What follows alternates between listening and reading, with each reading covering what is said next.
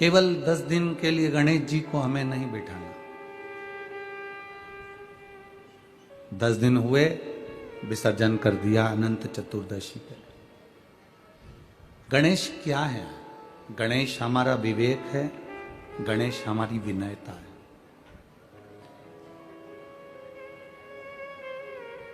श्री गणेश जी महाराज हमारा विवेक भी है और श्री गणेश जी महाराज हमारी विनयता भी है, हमारी विनम्रता भी है।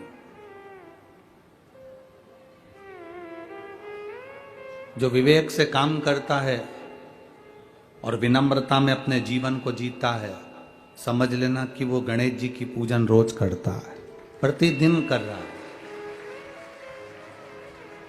क्योंकि उसमें विनम्रता भी है, उसमें विवेक भी है।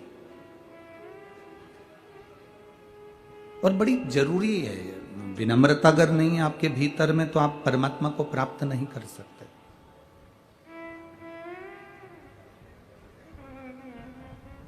माउंट एवरेस्ट पर चढ़ना और कैलाश पर्वत पर चढ़ना, दोनों में अंतर है।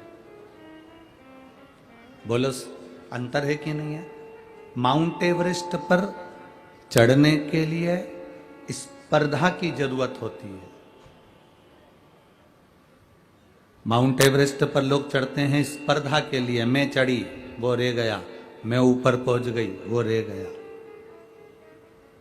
माउंट एवरेस्ट पर चढ़ना और कैलाश पर्वत पर चढ़ना, दोनों में अंतर है। माउंट एवरेस्ट पर चढ़ने के लिए स्पर्धा चाहिए, स्पर्धा होती है, और कैलाश पर्वत पर चढ़ने के लिए स्पर्धा नहीं, श्रद्धा होती है, तो कैलाश पर्वत पर चढ़ पाते हैं।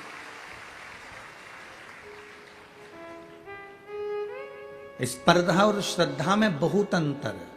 श्रद्धा में कोई कंपटीशन नहीं है, श्रद्धा में कोई दिखावा नहीं है।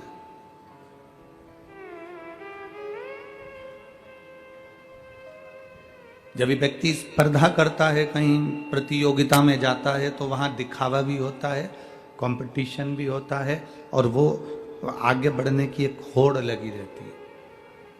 कल आपको कथा में कहा था, शंकर जी के मंदिर में जाना तो दिखावा नहीं करना,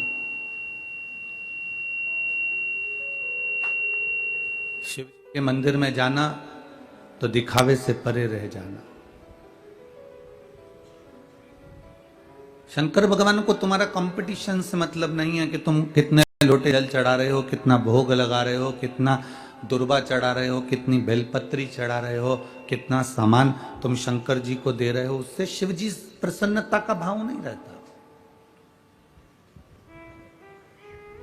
तुम्हारी स्पर्धा से माउंट एवरेस्ट पर चढ़ा जा सकता है, पर स्पर्धा से, प्रतियोगिता से कैलाश पर्वत पर नहीं चढ़ सकते।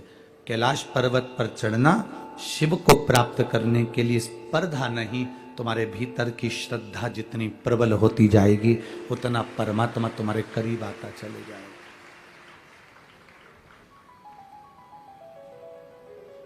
अब श्रद्धा, विश्वास, भरोसा हम कहां से प्रकट करें?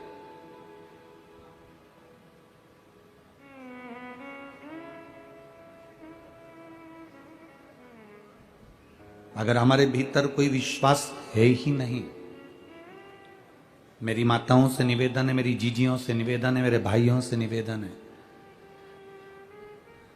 जिस कन्या के साथ में तुम्हारी शादी हुई है वो तुम्हारी धर्म पत्नी बनी है, और जिस पुरुष के साथ तुम्हारा विवाह हुआ है, जिस लड़के के साथ तुम्हारी शादी हुई है, वो तुम्हारा पति है। अब दोनों के रहने में, दोनों के साथ चलने में सबसे प्रबल है तुम्हारा विश्वास, सबसे प्रबल है तुम्हारा भरोसा।